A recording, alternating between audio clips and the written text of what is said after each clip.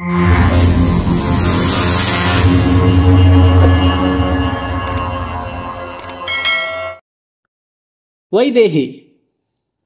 ಕನ್ನಡದ ಪ್ರಸಿದ್ಧ ಲೇಖಕಿ. ಕಥೆ, ಕಾವ್ಯ, ಪ್ರಬಂಧ, ನಾಟಕ, ಮಕ್ಕಳ ಸಾಹಿತ್ಯ ಹೀಗೆ ಸಾಹಿತ್ಯದ ವಿವಿಧ ಪ್ರಕಾರಗಳಲ್ಲಿ ಪ್ರಸಿದ್ಧಿಯಾಗಿರುವ ವೈದೇಹಿ ಅವರ ಮೂಲ ಹೆಸರು ಜಾನಕಿ ಶ್ರೀನಿವಾಸ ಮೂರ್ತಿ. ಇವರು ಫೆಬ್ರವರಿ 12, 1945ರಲ್ಲಿ ಜನಿಸಿದರು. ಇವರ ಸ್ಥಳ ಉಡುಪಿ ಜಿಲ್ಲೆಯ ಕುಂದಾಪುರ.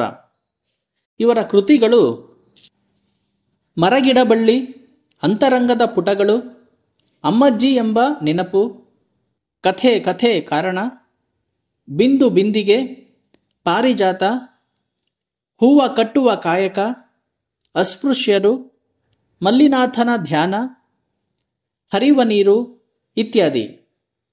ಪ್ರಶಸ್ತಿಗಳು: ಇವರಿಗೆ ಅನುಪಮ ಪ್ರಶಸ್ತಿ, MK ಇಂದಿರಾ ಪ್ರಶಸ್ತಿ, ದೆಹಲಿಯ ಕಥಾ ಪ್ರಶಸ್ತಿ, ಕರ್ನಾಟಕ ಸಾಹಿತ್ಯ ಅಕಾಡೆಮಿ ಪ್ರಶಸ್ತಿ, ದಾನ ಚಿಂತಾಮಣಿ ಅತ್ತಿಮಬ್ಬೆ ಪ್ರಶಸ್ತಿ, ಕೇಂದ್ರ ಸಾಹಿತ್ಯ ಅಕಾಡೆಮಿ ಪ್ರಶಸ್ತಿ, ನೃಪತುಂಗ ಸಾಹಿತ್ಯ ಪ್ರಶಸ್ತಿ ಮುಂತಾದಂತಹ ಪ್ರಶಸ್ತಿ ಪುರಸ್ಕಾರಗಳು ಲಭಿಸಿವೆ.